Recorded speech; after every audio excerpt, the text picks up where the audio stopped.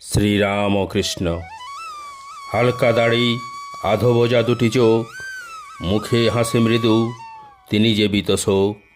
সদামগ্ন ধ্যানে অসীমের সন্ধানে, দূর থেকে দেখি খুঁজি জীবনের মানে। উনি আমার ইষ্ট দেবতা, পরম জ্ঞানী, বিশ্বজুড়ে ব্যাপ্ত, তাকেই ব্রহ্ম বলে জানি। ভক্তি মুক্তি তার দুহাতে, তিনি অনন্ত। হে পুণ্য দীনভক্ত, তোমার চরণে প্রণত। করমে সুবীর সরকার, পাঠে প্রভু পদাশ্রিত স্বপন।